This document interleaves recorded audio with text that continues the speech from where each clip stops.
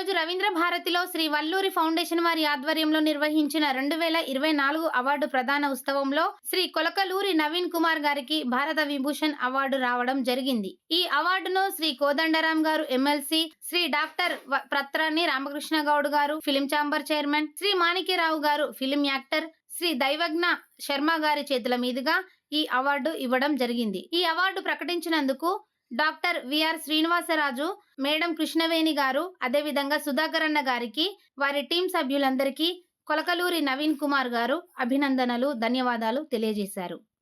తెలంగాణ ప్రభుత్వంలో GCS Valluri foundation and Shri Pragati foundation chairman మా అన్నగారైనటువంటి విఆర్ శ్రీనివాసరాజు అన్న గారికి, అదేవిధంగా శ్రీమతి కాచే కృష్ణవేణి గారు యాంకర్ వారికి, అదేవిధంగా నీరాటి సుధాకర్ గారు GCS Valluri foundation working president గారికి, అదేవిధంగా వేదిక ముందున్నటువంటి అతిరథ మహారాజులందరికీ పేరు పేరున హృదయపూర్వక ధన్యవాదాలు తెలియజేస్తున్నాను.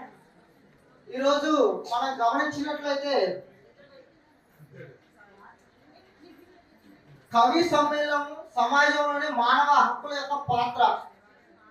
ఉదాహరణకు మనం గమనించినట్లయితే మనకి దానిని బాబాసాహెబ్ అంబేద్కర్ గారు ఎప్పుడైతే ప్రశ్నించే తత్వం ఉంటుందో అప్పుడు మనం ఎవరైనా సరే ఎదిరించగలం, నిలదీసి అడగలం.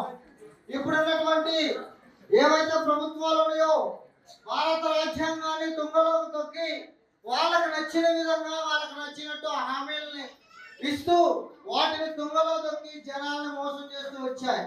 సరే, మనకున్నటువంటి హక్కులేంటి? వాక్కు స్వేచ్ఛ హక్కు, జీవించే హక్కు, ఆర్టికల్ 19 and 21. ఈ రెండు హక్కులు మనం చదివితే మనకి సమాజం మీద అవగాహన ఉంటుంది. చదువుకున్నటువంటి వాళ్ళు కూడా ఆ విధంగానే ఉన్నారు, చదువురాని వాళ్ళు కూడా ఆ విధంగానే ఉన్నారు. కాబట్టి మనం ప్రశ్నించే తత్వాన్ని ప్రతి ఒక్కరూ అలవాటు చేసుకోవాలి.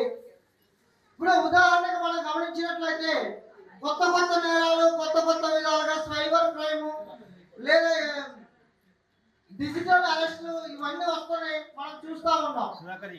మనం ఎందుకు డిజిటల్ అరెస్ట్ అంటే భయపడుతున్నాం అంటే డిజిటల్ అరెస్ట్ అన్నది లేదు, ఏమీ లేదు. కాకపోతే ఒక మనిషిని వంచడానికి, ఒక మనిషిని బాధ పెట్టడానికి, వాళ్ళకు నచ్చిన విధంగా వాళ్ళు చేయడానికి అధికారులు ఆ యొక్క పార్టీలకు తొత్తులుగా మారి అరెస్టు చేస్తున్నారు.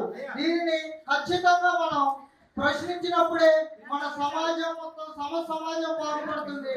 సమాజంలో మనం గమనించినట్లయితే సమాజంలో ఒక వ్యక్తి ఆకలితో ఉన్నప్పుడు ఆ వ్యక్తికి పిడికలు అన్నం పెడితే చాలు.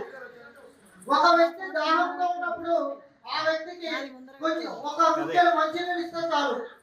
కానీ ఇవన్నీ మనం మర్చిపోయి మనము మన యొక్క విధి విధానాల కోసం మనకు నచ్చినట్టుగా మనం మన యొక్క ఉన్నటువంటి సెక్షన్లు మర్చిపోయి మనం ప్రశ్నించడం మానేస్తున్నాం.